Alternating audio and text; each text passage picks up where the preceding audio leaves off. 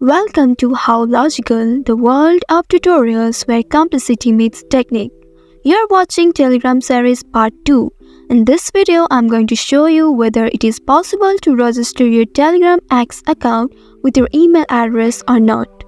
When you open your Telegram app and click on Start Messaging, it will ask you to use your phone number. You will see there is no option or access for you to register with your email address. The Telegram app itself doesn't allow its users to register with email address. If someone is claiming that they can register the Telegram account with email, then they are probably the scams. As you will not be able to register with email, you have only option to register it with your phone number.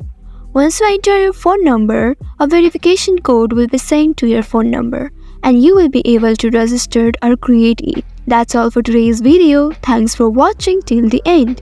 If you found this video helpful, don't forget to like, share and subscribe the channel. Also hit that bell icon to get notifications for more such helpful tutorials.